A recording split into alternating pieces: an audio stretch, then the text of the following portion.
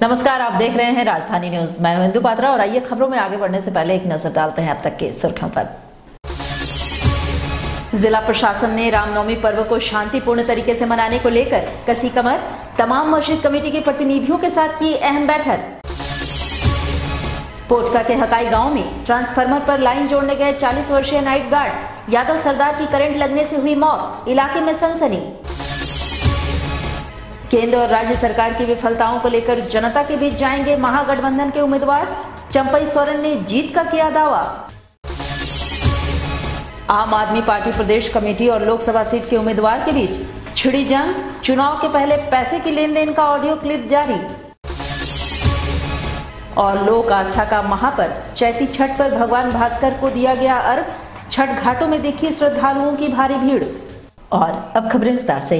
जमशेदपुर जिला प्रशासन के द्वारा रामनवमी पर्व को सौहार्दपूर्ण वातावरण में संपन्न कराने की दिशा में गुरुवार को तमाम मस्जिद कमेटी के प्रतिनिधियों के साथ बैठक की गई। इस दौरान उन्हें कई दिशा निर्देश भी दिए गए। बैठक में जिले के एडीएम, नगर पुलिस अधीक्षक समेत कई प्रशासनिक पदाधिकारी तथा तमाम मस्जिद कमेटियों के प्रतिनिधि शामिल रहे।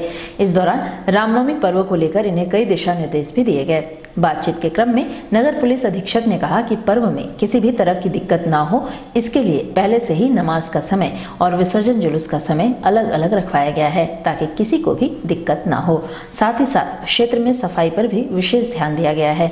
वहीं उन्होंने कहा है कि मस्जिद कमेटी के साथ वार्ता कर यह तय किया गया है कि पर्व के दौरान कहीं भी अनावश्यक अड्डेबाजी नहीं होगी और पर्व को शांतिपूर्ण तरीके से संपन्न करवाने के लिए कई दिशा निर्देश दिए गए।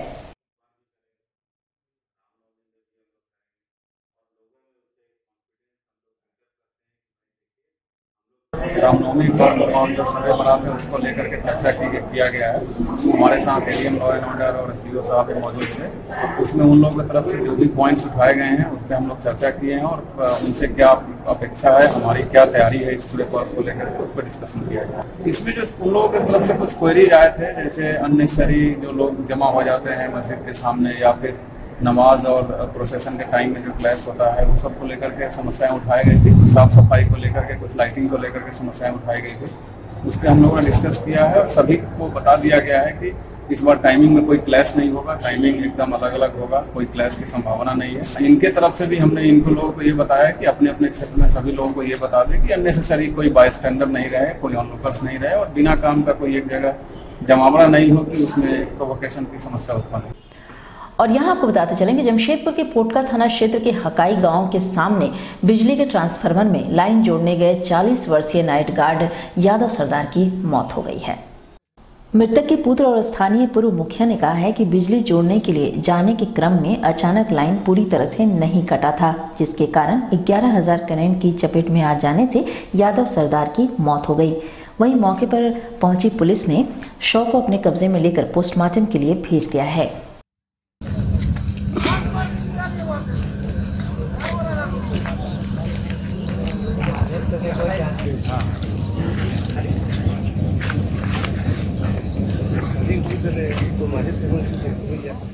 मतलब जानकारी मतलब घर में सब तार सब जुड़ रहे थे, हम लोग, मेरे बाबा भी और मैं भी।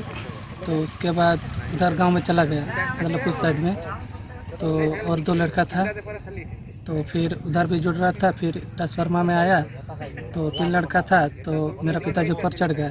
तो पहले से लाइन कटा था ना, नहीं अच्छा से नहीं कटा था। तो उसके बाद हमने भी तो नहीं देखा, हम यहाँ पर थे लाइन जोड़ने के लिए ना, क्या करने के लिए, तो पता नहीं इतना ठीक से। पापा मिस्त्री है? हाँ मिस्त्री था, मतलब कहीं पर काम करते थे केसर में। हम देखे दौड़ते गए जो वहाँ पर ऐसा ऐसा हुआ। और यहाँ आपको बताते चलें कि जमशेदपुर कोऑपरेटिव कॉलेज में बीएड के छात्रों के साथ हो रहे भेदभाव को देखते हुए छात्र संघ द्वारा प्रदर्शन कर एक मांग पत्र प्राचार्य को सौंपा गया है। कॉलेज द्वारा बीएड की शिक्षा प्राप्त कर रहे छात्रों को इंटर्नशिप के लिए कुल्हान के विभिन्न स्कूलों में भेजा गया था, जहां 100 नंबर प्राप्त करने के लिए कई छात्र दिन रात मेहनत कर रहे थे।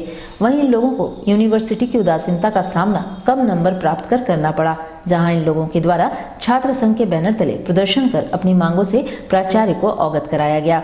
वहीं इस संबंध में छात्र संघ के नेता कमल अग्रवाल का कहना है कि जिन लोगों के द्वारा 2 माह तक इंटर्नशिप किया गया था उन्हें कम नंबर प्राप्त हुए हैं। वहीं जो लोग इंटर्नशिप में शामिल नहीं हुए थे उन्हें यूनिवर्सिटी द्वारा अधिक नंबर दे दिया गया है। जो यूनिवर्सिटी की उदासीनता को दर्शाता है। वहीं इस प्रदर्शन के माध्यम से बीएड के छात्रों को इंसाफ दिलाने का ये लोग प्रयास कर रहे हैं। जिंदाबाद जिंदाबाद छात्र एकता जिंदाबाद जिंदाबाद जिंदाबाद हमारा लेकर आएंगे मुर्दाबाद कोल्हान बीबी मुर्दाबाद मुर्दाबाद मुर्दाबाद कोल्हान बीबी मुर्दाबाद मुर्दाबाद मुर्दाबाद। विद्यार्थियों का कहना है कि उन लोगों को 2 महीने का एक्सटर्नल करना पड़ता है। एक्सटर्नल में 100 मार्क्स उनका जुड़ता है, जाना पड़ता है। उसके लिए उनको विभिन्न महाविद्यालयों में स्कूल्स में जाना पड़ता है। और फिर जाकर के उनको एक डेमोन्स्ट्रेशन देना पड़ता है 5 मिनट का, और डेमोन्स्ट्रेशन के 5 मिनट में किसी एक्सटर्नल द्वारा उनका मार्क्स तय किया जाता है। यहाँ विद्यार्थियों को समस्या यह है कि वैसे विद्यार्थी जो कभी बाहर आपके इंटर्नशिप में नहीं गए हैं, उन लोगों को अधिक मार्क्स दिया जा रहा है। वैसे विद्यार्थियों को इग्नोर किया जा रहा है जो लोग लगातार जा रहे हैं, खून पसीना बहा करके, तेल जला करके लगातार मेहनत कर रहे हैं और अपने एक्सटर्नल कर रहे हैं पूरा प्रॉपरली। हमारी मांग ये है कि कोल्हान विश्वविद्यालय के परीक्षा नियंत्रक 48 घंटे के अंदर आकर के हमसे मिले और जो भी हमारी समस्याएं हैं उनको सुने और उसका समाधान करें। क्योंकि जब विद्यार्थी, अगर आप पटमदा मतलब जमशेदपुर कोऑपरेटिव कॉलेज के विद्यार्थियों को पटमदा, सिन्नी, आपका चाईबासा, ऐसे दूर दूर जगहों भेजा जा रहा है। जब विद्यार्थी 2-2 महीने तक खून पसीना बहा करके, तेल जला करके इतने दूर जा रहे हैं, और वैसे भी विद्यार्थी जो कभी नहीं जा रहे हैं, उन लोगों को दोनों को अगर सेम तराजू में तोला जाएगा तो ये कहां तक जायज है। और यहाँ आपको बताते चलें कि जमशेदपुर लोकसभा सीट से महागठबंधन के उम्मीदवार चंपई सोरेन की जीत का दावा सभी विपक्षी दल मिलकर कर रहे हैं, जहां वर्तमान केंद्र और राज्य सरकार की विफलताओं को लेकर जनता के बीच जाने का दावा किया जा रहा है। बिष्टुपुर स्थित तिलक पुस्तकालय में महागठबंधन के द्वारा संवाददाता सम्मेलन आयोजित कर केंद्र और राज्य सरकार पर जमकर हमला किया गया, जहां कांग्रेस के प्रदेश अध्यक्ष डॉक्टर अजय कुमार एवं महागठबंधन के उम्मीदवार चंपई सोरेन ने झारखंड की राजनीति पर अपने विचार व्यक्त किए। वहीं डॉक्टर अजय कुमार ने कहा कि केंद्र और राज्य में भारतीय जनता पार्टी की सरकार ने सिर्फ झूठे वादे किए हैं, जहां जनता आज परेशान है। वहीं कांग्रेस द्वारा 72,000 हर गरीब के खाते में देने की घोषणा की गई है, जिसे पार्टी की जीत के बाद धरातल पर उतारा जाएगा। इसके अतिरिक्त दबाव किसी आम आदमी पर नहीं पड़ेगा, जहां एक तरफ मोमेंटम झारखंड के नाम पर देश की जनता को गुमराह करने का काम राज्य की भाजपा सरकार ने किया है, वहीं झूठे वादों के दम पर देश को लूटने का काम केंद्र सरकार ने किया है। वहीं संवाददाता सम्मेलन में मौजूद महागठबंधन उम्मीदवार चंपई सोरेन ने कहा है कि भाजपा के पास कोई मुद्दा नहीं है जिसे वह चुनावी मुद्दा बना सके, इसलिए मोदी के नाम पर सभी भाजपा नेता वोट मांग रहे हैं, मगर हम जमीन से जुड़े नेता हैं और जमीन में काम कर अपनी जीत को सुनिश्चित करने का प्रयास कर रहे हैं। 72,000 न्यूनतम न्याय वाला जो स्कीम जो राहुल गांधी जी ने अपने मैनिफेस्टो, जो हम उसको वचन पत्र कहते हैं, हमने जमशेदपुर के कुछ अखबार रांची में हम पढ़ रहे थे, कटिंग कुछ जमशेदपुर के बड़े बड़े लोग जो बयान दे रहे थे कि जनता को, गरीब को क्यों जो है 72,000 मिलनी चाहिए, काम नहीं करेगा, आदत खराब हो जाएंगे। ये सिर्फ भाजपा का मानसिकता है। जिस दिन जिस परिवार को आप 72,000 रुपए दोगे, वो किस में खर्च करेगा? वो खर्च करेगा बेटे का पढ़ाई में, वो खर्च करेगा बीबी के इलाज में, वो खर्च करेगा दाल और चावल खरीदने में। लेकिन भाजपा के लोग जो एक अखबार में जो इंटरव्यू दे रहे थे कि गरीब काम करना बंद कर देगा। ये विचित्र है कि गरीब जो है सिर्फ इनकी जो है गाड़ी चलाएंगे, झाड़ू पोछा करेंगे, नौकर नहीं मिलेगा। कुछ भाजपा के नेता लोग ने ये कहा है। और कांग्रेस का कहना, यूपी का कहना है कि हम 72,000 इस देश के 5 करोड़ व्यक्ति, 20 करोड़ लोग, 5 करोड़ परिवार को देंगे। उससे क्या होगा? आप 2 चीज देख लीजिए। नदी नाला से वहाँ पर घिरा हुआ हैगा, अब उस जगह में अब प्राइमरी स्कूल को बंद कर दीजिएगा। अभी 1-2 नहीं, या 600 से 700 प्राइमरी स्कूल। क्या विकास है उनका? क्या विकास का मॉडल है? बताना चाहिए ना। ये सब बंद करने के लिए दारू दुकान खोल दो गांव में। जब चांडिल डैम से उसका सिंचाई का व्यवस्था नहीं तो डोभा निर्माण करके सिंचाई का हो सकता है। अरे ये बहुत सा टेक्निक हो गया। इस शहर में हर जगह पानी पहुंचता है तो कोई छोटा बराज बना दिया ना मान के ऊपर में, और पानी आ रहा है फिल्टर होके। ये व्यवस्था होना चाहिए।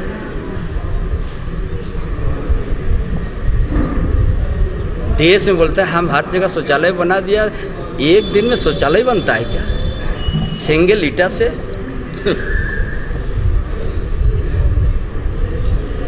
बिना पानी से होता है क्या शौचालय? क्या समझ लिया यहाँ के देश का जनता को, देश का प्रधानमंत्री। और यहाँ आपको बताते चलें कि लोक आस्था का महापर्व चैती छठ का पहला अर्घ व्रतधारियों ने गुरुवार को अस्ताचलगामी भगवान भास्कर को अर्पित किया। जमशेदपुर शहर के सभी जलाशयों में व्रतधारियों ने सूर्यदेव की आराधना विधिवत रूप से की। अस्ताचलगामी भगवान भास्कर को गुरुवार को व्रतधारियों ने पहला अर्घ देकर सुख समृद्धि और खुशहाली की कामना की।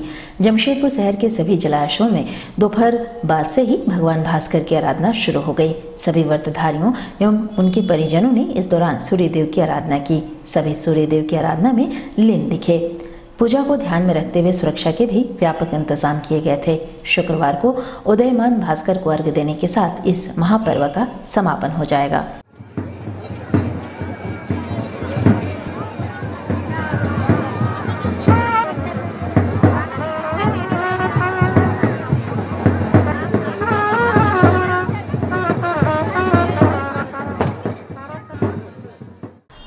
और वहीं चैत नवरात्र में ज्वारा पूजा का भी एक बहुत बड़ा महत्व है, जहां शहर के विभिन्न क्षेत्रों में स्थित शीतला माता के मंदिर में ज्वारा पूजा का आयोजन धूमधाम के साथ किया गया है। ज्वारा पूजा का आयोजन नवरात्र के प्रथम दिन से ही होता है, जहां दशमी के दिन इस ज्वारा पूजा का समापन होता है। वहीं इस ज्वारा पूजा में छत्तीसगढ़ की झलक दिखाई पड़ती है। छत्तीसगढ़ी समाज के लोग काफी धूमधाम के साथ इस पूजा को संपन्न करते हैं। वहीं जमशेदपुर के भी विभिन्न क्षेत्रों में ज्वारा पूजा का आयोजन काफी धूमधाम के साथ किया गया। इधर बागबेड़ा आनंद नगर शीतला मंदिर में ज्वारा पूजा के उपलक्ष्य पर मां शीतला की प्रतिमा स्थापित की गई, जहां शाम के वक्त लोग मां की आराधना में लीन हो जाते हैं और मां की पूजा अर्चना कर सुख समृद्धि की कामना करते हैं। बता दें, लोगों का ऐसा मानना है कि इस पूजा के दौरान भगवान खुश होकर अपने भक्तों के शरीर में प्रवेश कर जाते हैं और भक्ति भावना में लीन हो जाते हैं।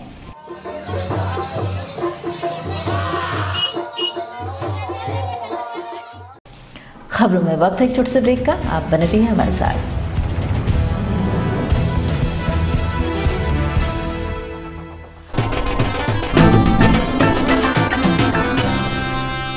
Hello Indians, it's time to be responsible. Please cast your vote and be part of the 2019 Lok Sabha elections. Make your vote count. Every run counts in cricket and every vote will count in election. So go and vote. देश के लिए vote करने से कोई भी छूटे ना। याद रहे, इस महात्योहार एक भी वोट छूटे ना। Don't be out, participate in democracy and make your vote count. So go vote. जैसे ही हर बॉलर को विकेट लेना जरूरी होता है, ऐसे ही हर नागरिक को वोट देना जरूरी होता है। तो please go vote. Don't watch it from the boundary. Be a player like us. Please come and vote in Lok Sabha election 2019. Go vote. नमस्कार, सभी लोगों को मेरी तरफ से एक रिक्वेस्ट है कि आप सभी लोग इस बार जाइए और अपना वोट दीजिए, क्योंकि हर एक वोट बहुत ही महत्वपूर्ण है। Be a responsible citizen. Cast your vote. Make your vote count. Go vote. Don't watch from the boundaries. Be a player like us. Come and vote in Lok Sabha elections 2019. Go vote.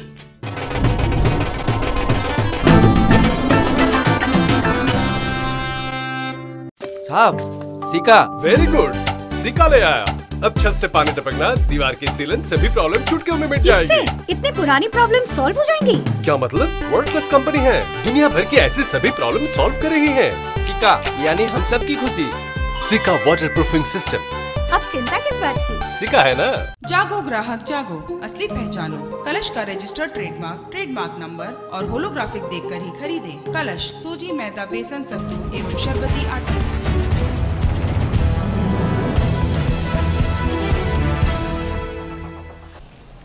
Break के बाद एक बार फिर से आपका स्वागत है। जमशेदपुर स्थित NTTF शिक्षण संस्थान के द्वारा वर्तमान समय में बच्चों की मांग पर अब आईटी को भी कोर्स में शामिल कर लिया गया है। जी हां, इस वर्ष होने वाले नामांकनों में आईटी के क्षेत्र में आगे बढ़ने वाले छात्र अपना नामांकन अब यहां करवा पाएंगे।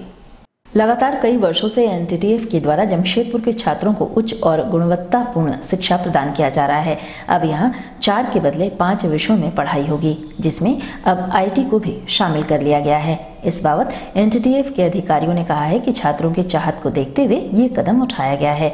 साथ ही कई बड़े बड़े IT की कंपनियों के साथ टाई अप भी किया गया है और उनकी ज़रूरत के अनुसार ही छात्रों को तैयार किया जाएगा, जिससे कि छात्र उत्तीर्ण होने के बाद सीधे उक्त कंपनी में जॉब हासिल कर सकें।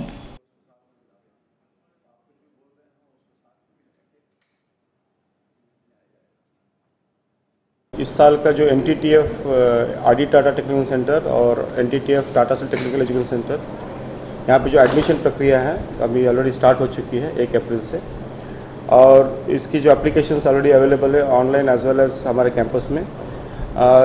हमारे जनरली यहाँ पे 4 कोर्सेज चलते थे पहले, tool and die making, electronics, mechatronics और कंप्यूटर नेटवर्किंग, क्लाउड कंप्यूटिंग। और इस साल से दैट इज 2019 से हम लोग IT इंफॉर्मेशन टेक्नोलॉजी कोर्स भी स्टार्ट कर रहे हैं। स्पेशली जैसे कि मार्केट का डिमांड देखते हुए जो रिक्वायरमेंट्स है, जहाँ पे इस कोर्स का एक स्पेशलिटी है कि जो कॉमर्स के बैकग्राउंड के बच्चे भी हैं, जो +2 कॉमर्स बैकग्राउंड भी है, वो भी इसको ऑप्ट कर सकते हैं।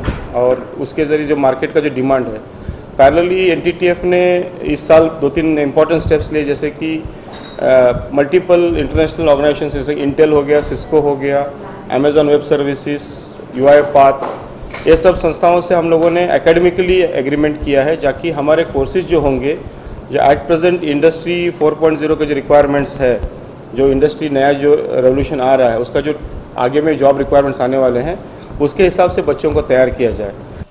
और यहाँ आपको बताते चलें कि झारखंड शिक्षा परियोजना परिषद द्वारा रांची के खेलगांव स्थित बिरसा मुंडा एथलेटिक्स स्टेडियम में आयोजित राज्य स्तरीय बाल समागम सह कस्तूरबा संगम समूह गीत प्रतियोगिता में जमशेदपुर के हरहर गुट्टू स्थित उत्क्रमित राज्यकृत मध्य विद्यालय के छात्रों ने प्रथम स्थान प्राप्त किया है।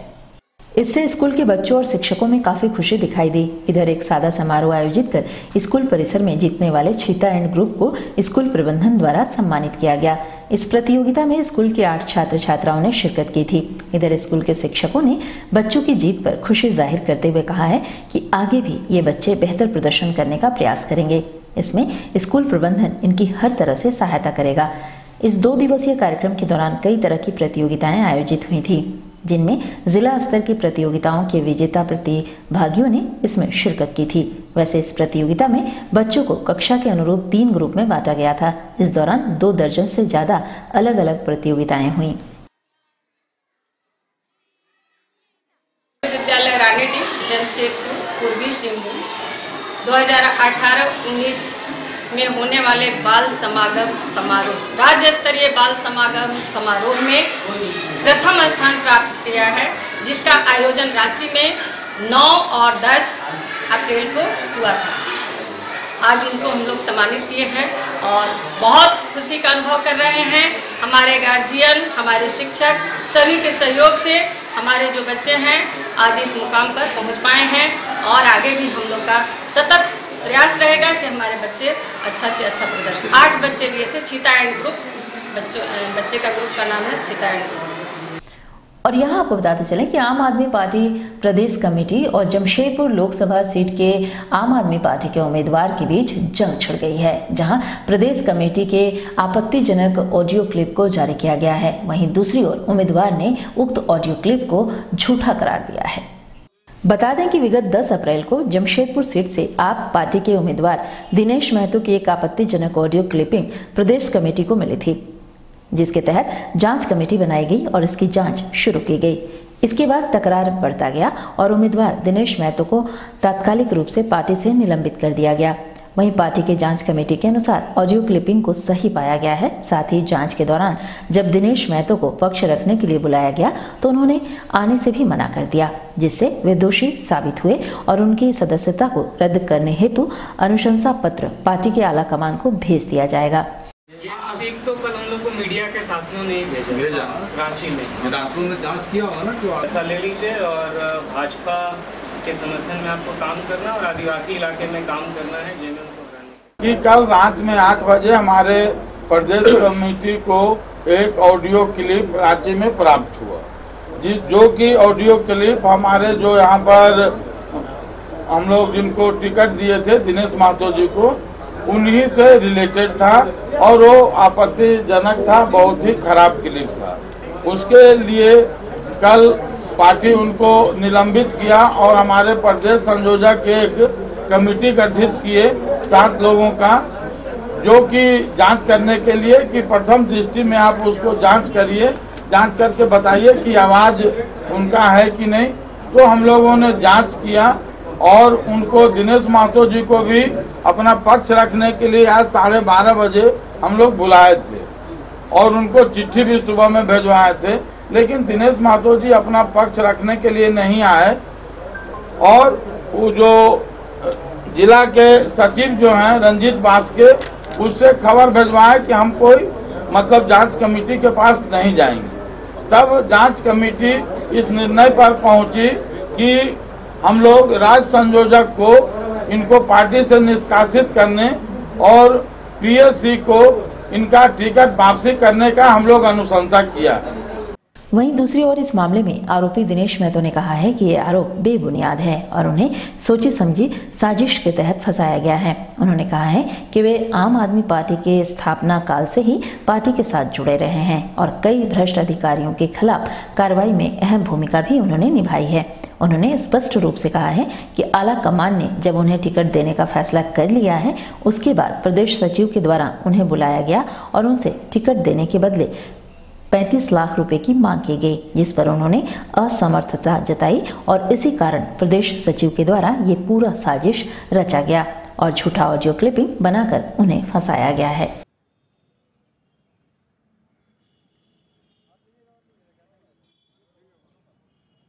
अरविंद केजरीवाल नहीं है, दिल्ली से मेरे पास फ़ोन आया कि दिनेश जी आपको जमशेदपुर लोकसभा क्षेत्र से हम लोग टिकट दे रहे हैं और टिकट स्टेट कमेटी को हम लोग भेज दे रहे हैं। उसके बाद जयशंकर चौधरी ने रांची में प्रेस कॉन्फ्रेंस करके उम्मीदवार घोषित किया और घोषित करने के बाद बार बार हमसे 35 लाख रुपये मांग किया जा रहा, जबकि 10 दिन हो गया फिर भी हमको टिकट नहीं दे रहा। फिर प्रदेश कमेटी से बोला कि आप एक तो लिखित दीजिए, अगर पैसा देने में सक्षम नहीं है तो एक तो लिखित दीजिए कि हम चुनाव नहीं लड़ेंगे। जब हमने लिखित नहीं दिया उसके बाद इन लोग षड्यंत्र रच के फेक न्यूज बना के मेरा ऊपर आरोप लगा रहा। हम मांग करते हैं, आज हम अरविंद केजरीवाल को भी चिट्ठी लिखे हैं, इस पर निष्पक्ष जांच किया जाए और दोषी पर कार्रवाई किया जाए। जो कि प्रदेश का प्रदेश सचिव राजन जी बार बार पैसा मांग किया जा रहा कि 35 लाख दीजिए नहीं तो टिकट आपका वापस करा दे। इसके लिए पूर्वी सिंहभूम जिला के सारे कार्यकर्ता, एक एक कार्यकर्ता जानता है कि दिनेश महतो से पैसा मांगा जा रहा है। हम एक सामाजिक कार्यकर्ता है, कैसे हम उतना रुपया देंगे, उतना रुपया देके हम टिकट नहीं लेंगे। इसमें देखिए फेक है, ये न्यूज हम है नहीं, समझ रहे ना, और इसको फेक न्यूज करके उन लोग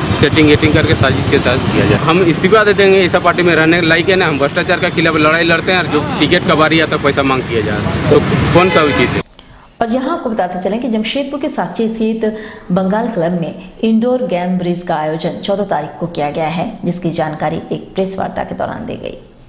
इंडोर गेम की अंतिम तारीख 13 अप्रैल रखी गई है। इस तारीख तक सभी को फॉर्म फिलअप कर लेना है, जहां बंगाल क्लब में 14 तारीख को सुबह 10 बजे से इंडोर गेम ब्रिज के टूर्नामेंट का आयोजन उद्घाटन सत्र के साथ शुरू होगा, जहां इस 1 दिवसीय टूर्नामेंट में विजेता प्रतिभागियों को शाम के समय पुरस्कृत किया जाएगा।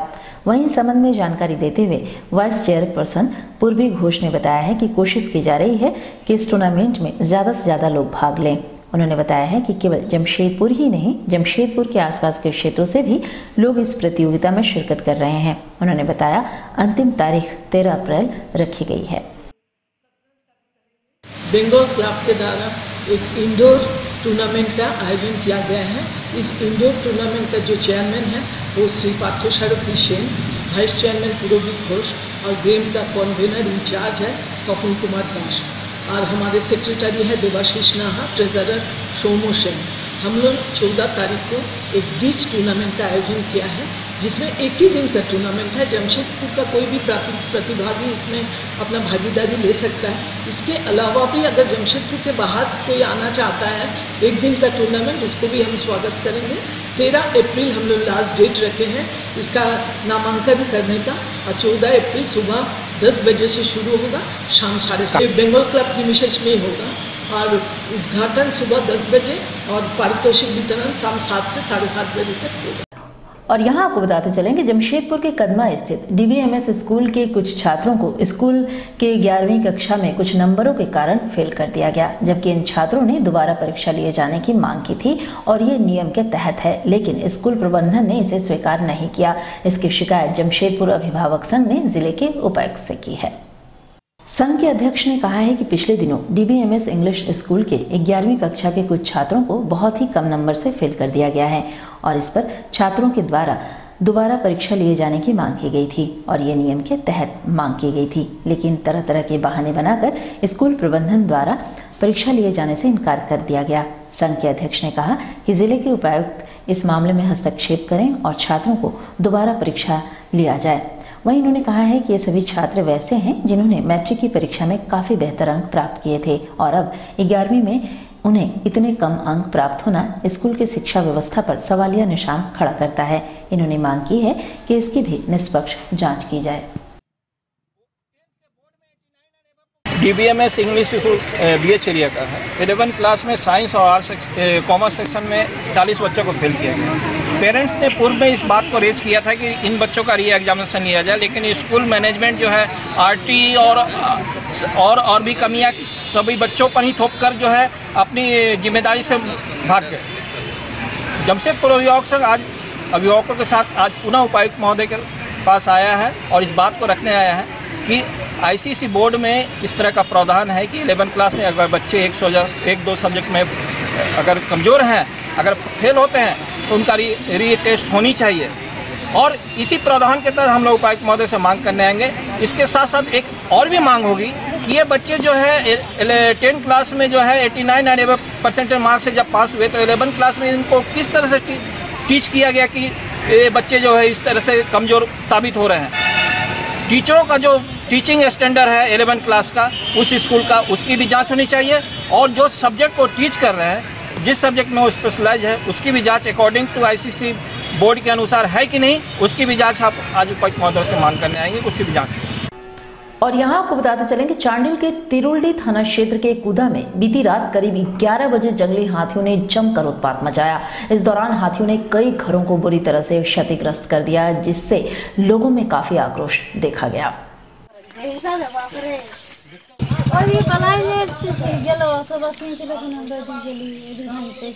क्या भांग लो? और अब चलते चलते एक नजर अब तक के सुर्खियों पर। जिला प्रशासन ने रामनवमी पर्व को शांतिपूर्ण तरीके से मनाने को लेकर कसी कमर। तमाम मस्जिद कमेटी के प्रतिनिधियों के साथ की अहम बैठक।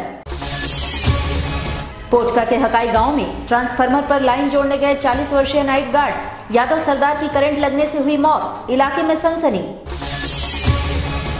केंद्र और राज्य सरकार की विफलताओं को लेकर जनता के बीच जाएंगे महागठबंधन के उम्मीदवार, चंपई सोरेन ने जीत का किया दावा। आम आदमी पार्टी प्रदेश कमेटी और लोकसभा सीट के उम्मीदवार के बीच छिड़ी जंग, चुनाव के पहले पैसे की लेन देन का ऑडियो क्लिप जारी। और लोक आस्था का महापर्व चैती छठ पर भगवान भास्कर को दिया गया अर्घ, छठ घाटों में देखी श्रद्धालुओं की भारी भीड़। तो इस बुलेटिन में इतना ही। आप बने रहिए हमारे साथ। नमस्कार।